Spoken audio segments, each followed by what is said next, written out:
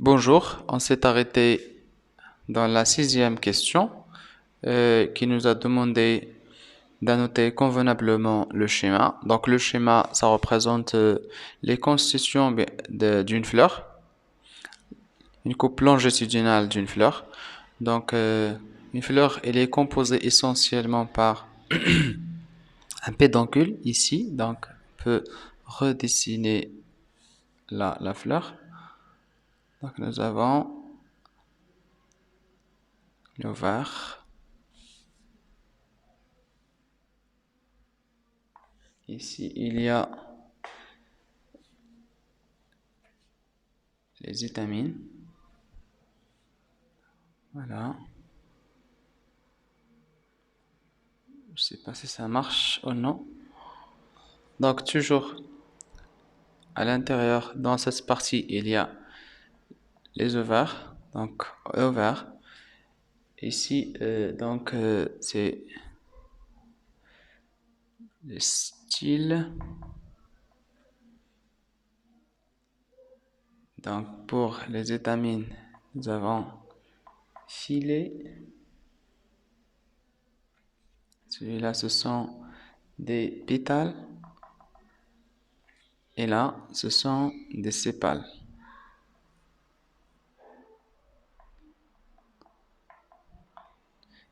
Voilà, c'est une coupe longitudinale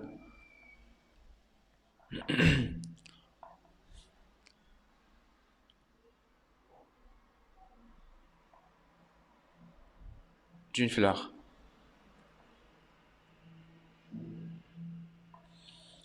Voilà pour la sixième question. On passe maintenant à la septième question. Ici, nous a demandé coucher la bonne réponse. Le cycle de développement, donc le cycle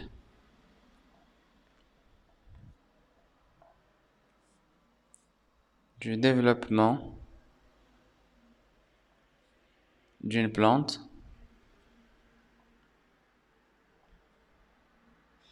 et donc ça commence par la première proposition, la graine, plante adulte, plante jeune. إذا دورة الحياة ديال النبتة واش كتبدا بالبذرة، موراها كتكون نبتة كبيرة الحجم، ثم كتكون نبتة متوسطة بطبيعة الحال نو. Deuxième proposition, graine, plante jeune et plante adulte. Voilà, la bonne réponse c'est B. La troisième, c'est plante jeune, graine, plante adulte. Donc toujours quand ça commence par la graine, c'est pas la plante jeune. Plante adulte, plante jeune, graine. Non. Donc la bonne réponse, un cycle de développement peut commencer par, ça commence par la graine, suivi par plante jeune, et enfin plante, ça devient plante adulte. Pour la huitième question, nous avons la figure suivante représente les relations alimentaires dans la forêt. Comme nous avons sur le document, dans une chaîne alimentaire, la flèche signifie est mangé par.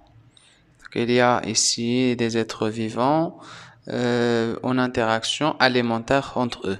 Alors la première question, que signifient les flèches qui sont tracées sur le schéma? Donc vous avez la réponse, il est là. Huitième question, petite A. Que signifient les flèches qui sont tracées? Donc les flèches signifient et mangé par. Donc comme par exemple l'écureuil est mangé par le tour. Les glands est mangé par l'écureuil. L'écureuil est mangé par le tour. C'est ça la signification. Pour B, donner une chaîne alimentaire composée de 4 maillons dans ce milieu. Donc toujours une chaîne alimentaire, ça commence par des producteurs. Pourquoi? Donc ce sont des producteurs de la matière organique. Ce sont des plantes. Ces plantes-là sont mangées par du consommateur. C'est consommateur du premier ordre et consommé par consommateur du deuxième ordre, consommé par consommateur de troisième ordre, ainsi de suite. Donc c'est une chaîne alimentaire dans laquelle il y a un flux de la matière et d'énergie. C'est-à-dire il y a diminution de la matière organique si on passe du producteur vers le consommateur du N ordre. Alors pour B, on va essayer de trouver une chaîne alimentaire qui est constituée de quatre maillons. Donc, comme vous voyez ici, donc nous avons l'arbre qui est un végétal. L'arbre est consommé par l'écureuil. L'écureuil est consommé donc avant. Donc l'arbre consommé par des glandes. Les glandes sont consommées par l'écureuil. Les écureuils sont consommés par le tour. Le premier, deuxième, troisième et quatre maillons. On va passer à la 9e question. Le schéma suivant montre le résultat d'une culture des graines de maïs dans le milieu A et le milieu B. La première question, trouvez la différence entre les conditions du milieu A et du milieu B. Ici, on a fait la culture des graines de maïs dans les deux milieux A et B. Concernant les conditions, donc dans A, il y a l'eau distillée qui ne contient pas des sels minéraux, CO2 et la lumière. Par contre, dans le milieu B, il y a l'eau, sels minéraux, le CO2 et la lumière. Donc, la différence dans le milieu A, il y a absence des sels minéraux, c'est ça la différence. Dans le milieu A,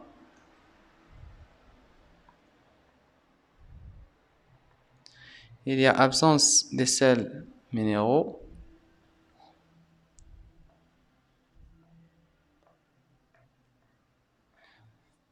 Pour le CO2, il est dans les deux milieux, la lumière aussi.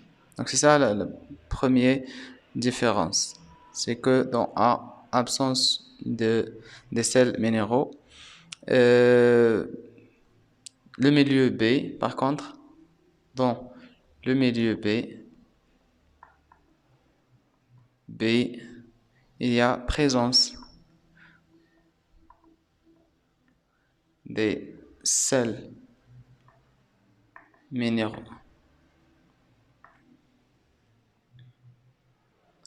La deuxième question, donc pour les deux milieux, ils contiennent le CO2, on peut l'ajouter, point commun. Donc point de différence, c'est que il y a dans B, il y a les sels minéraux et dans A, il y a l'absence des sels minéraux. Pour les points communs, c'est que dans les deux milieux, il y a la lumière, il y a le CO2. Voilà, c'est ça. Pour B, décrire le résultat de l'expérience, que peut-on déduire?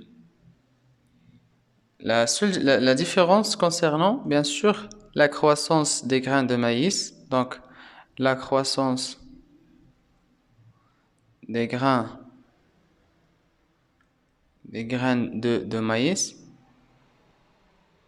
est très importante dans le milieu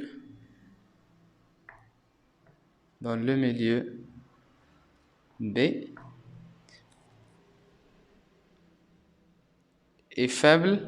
est faible dans le milieu A. Qu'est-ce qu'on peut déduire? Que peut-on déduire? Que les sels minéraux sont importantes. Donc l'importance des sels minéraux, أهمية ديال الأملاح المعدنية, l'importance des sels minéraux pour la croissance des grains des graines de maïs. أهمية ديال الأملاح المعدنية في نمو حبوب الذرة. Bien sûr, dans les deux milieux, il y a le CO2, il y a la lumière. Voilà. Bien sûr, ils sont importants. Mais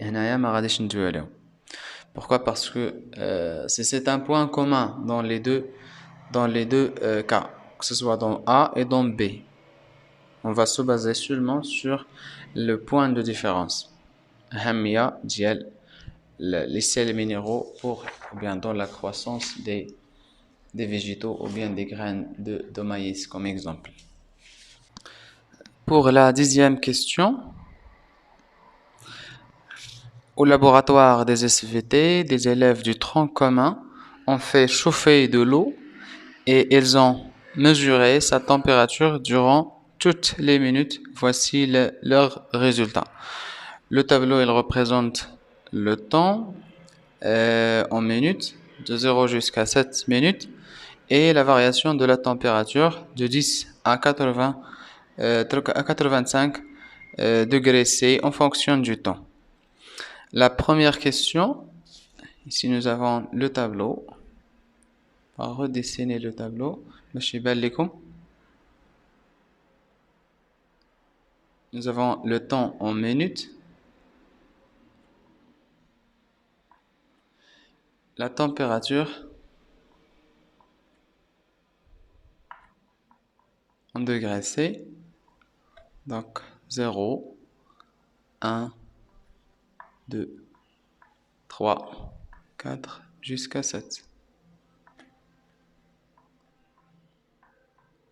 Pour la température, ça commence à partir de 10 degrés Celsius, 25, 40, 55, 70, 85, et ça demeure constante. 85, 85, كتبقى مستقرة في 85 درجة. La première question, tracer le graphe qui représente les variations de la température de l'eau en fonction du temps. Tu pourras, comme échelle, prendre 1 cm pour une minute sur l'axe des abscisses. Ici, maintenant l'axe des abscisses qui représente le temps. En minute. غادي نديرو la température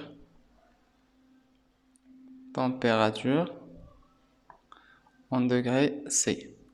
Alors, chaque 1 cm et demi, ça représente une minute. Donc, كل 1 cm ونص غادي نعبرو 1 cm ونص à peu près تيمثل une minute. Donc, هذا تيمثل une minute. Pour l'axe des ordonnées, chaque 1 cm, ça représente des degrés C. كل 1 cm تيمثل 10 درجة مئوية. Alors, غادي نشوفو أعلى قيمة في لو طون هي 7. إلا درنا دونك هنايا غادي نديرو 1 2 3 4 5 6 7. Pour l'axe des ordonnées, أعلى قيمة هي 85. دونك غادي نديرو دونك ديجا عطاونا ليشيل دونك 10 20 30 40 50 60 70. Ici, nous avons 80 et 85 غادي تجي الفوق. Alors, on va représenter pour une minute, nous avons 10 degrés C. Donc ici, 2 minutes, c'est 25 à peu près. Donc 25, il est là. Le 20, il est là. 3. Donc une minute, pardon, on va réessayer. Donc 0, c'est 10, donc ici, voilà le 0. 1, bien une minute, nous avons 25, il est là. 2 minutes, nous avons 40, 3 minutes 55. Voilà, c'est à peu près là.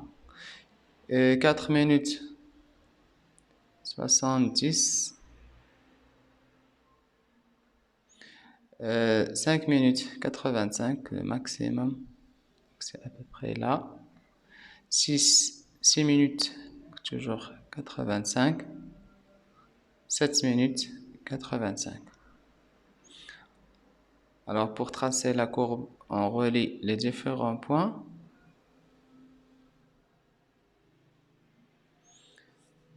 Voilà. Alors, le graphe qui représente la variation. Donc, il ne faut pas oublier le titre. Variation de la température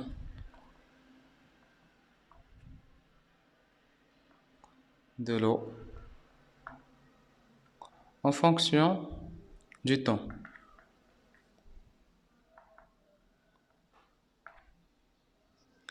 Maintenant, pour la deuxième question, petit b, on va décrire le graphe. La description. دائما فاش كنبغيو نديرو لا description تنحاولوا نوصفوا شنو تيبان لينا. ça veut dire ملي كيكون عندي المنحنى تنحاول نحدد فوقاش كتكون l'augmentation، فوقاش كتكون la stabilité، وفوقاش كتكون لا diminution. تنحاول نقسم المنحنى ديالي لي ديفيرون بارتي، فين تيكون امتى كتكون l'augmentation، امتى كتكون la stabilité، وامتى كتكون la diminution. Donc, qu'est-ce qu'on observe ici? On voit que la température augmente en fonction du temps. Puis, il demeure constante. À partir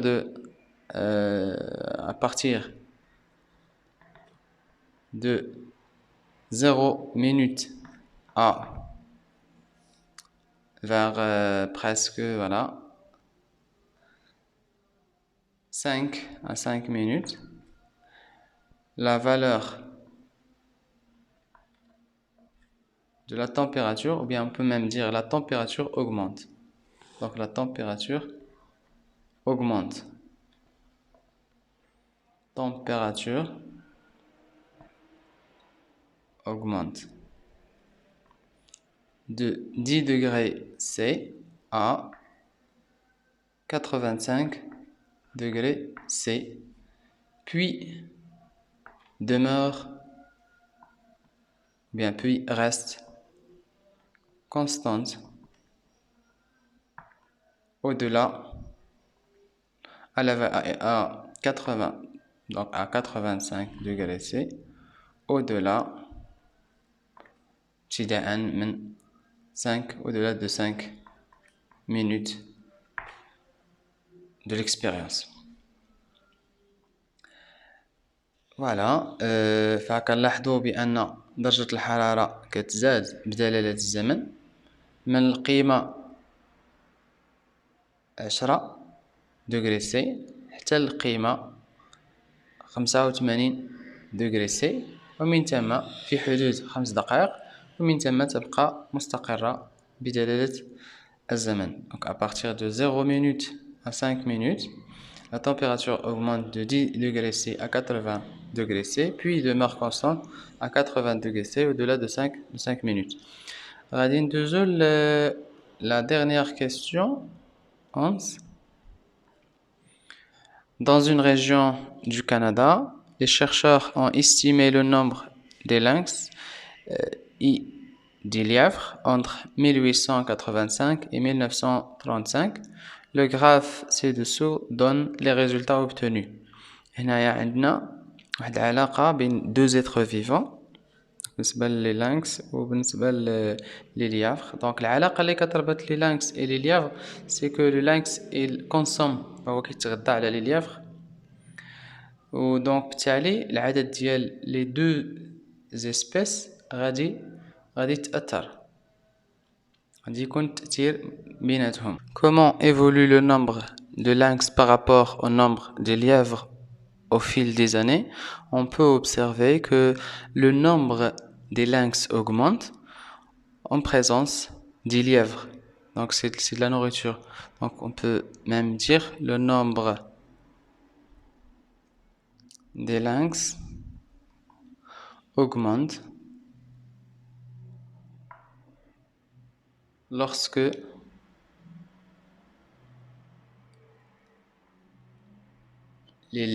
lorsque le nombre des lièvres est élevé. Donc c'est de la nourriture. Et diminue, donc toujours je parle des lynx, et diminue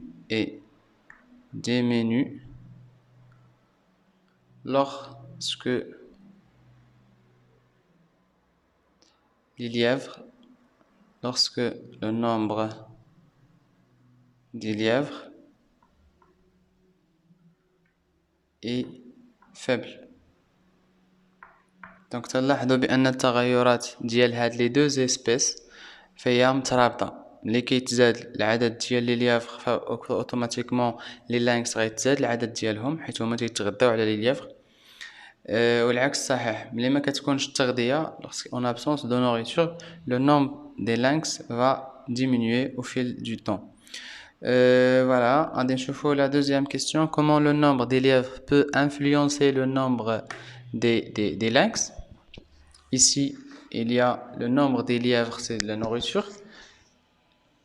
En absence, on peut dire en absence des lièvres. Donc c'est la nourriture du lynx, nourriture. Les lynx vont disparaître, ou bien diminuer leur nombre. Donc vont diminuer leur nombre ou bien disparaître. C'est de la nourriture. Pour C, comment le nombre de lynx peut influencer le nombre des lièvres? C'est que l'augmentation du nombre du lynx fait diminuer ou bien fait disparaître les lièvres. L'augmentation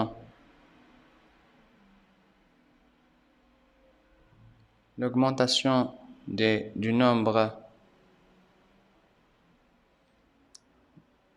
du lynx peut diminuer